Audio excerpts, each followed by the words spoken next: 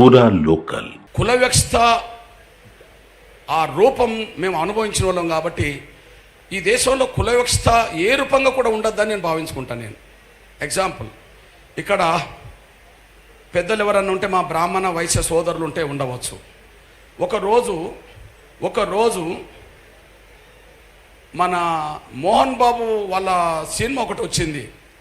ఆ సినిమాలో బ్రాహ్మణ సమాజాన్ని కించపరుస్తూ ఆ సినిమా తీసేయడం జరిగింది. బ్రాహ్మణ పిల్లలు మోహన్ బాబు గారి ఇంటికాడికి వెళ్ళి కొంత నిరసన వ్యక్తం చేసే ప్రయత్నం చేస్తే ఆ ప్రయత్నం మీద మోహన్ బాబు వాళ్ళ కొడుకులు వాళ్ళ మనుషులు తీవ్రంగా రౌడీలాగా దాడి చేసి వాళ్ళను తరిమి కొట్టారు. ఆ తరిమి కొడుతున్న సీన్ టీవీలో వచ్చినప్పుడు నా మనసు బాధ అనిపించేసింది. వాళ్ళు ఏంటిది, అరే మా బ్రాహ్మణ్ అనే పేరు పెట్టి మమ్మల్ని ఎందుకు కించపరుస్తూ సినిమా తీస్తారు అని, మా బ్రాహ్మణుల పూజారులను అంత అవమానకరంగా ఎందుకు తీస్తారని చెప్పి వాళ్ళు ఆవేదన చాటుకోవడానికి వెళ్ళిన వాళ్ళ మీద కూడా దాడి చేయించిండు మోహన్ బాబు గారు. అప్పుడు నేను వెంటనే మోహన్ బాబు నువ్వు వెంటనే నా బ్రాహ్మణ సమాజానికి క్షమాపణ చెప్పు అని చెప్పి నేను డిమాండ్ చేసి ఉద్యమం చేయాల్సి వచ్చేసింది. ఆ కోణంలో పెద్ద ఆయన మన దాసనారాయణరావు ఫోన్ చేసి, కృష్ణ నువ్వు మోహన్ బాబు గారి మీద స్టేట్మెంట్ ఇచ్చావట, అది ఎట్లా ఉంటుందంటే, సార్ మీకు విజ్ఞప్తి చేస్తున్నా, ముందు ఆయనను ఆ నిడివి తీసేయమని సార్, బ్రాహ్మణ సమాజాన్ని కించపరిచే నిడివి తీసేయమని సార్.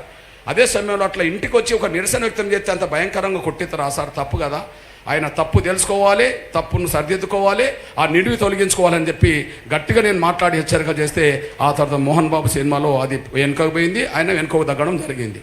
అంటే ఎందుకు, నేను ఒక టీవీ ఛానల్లో పాల్గొన్నా.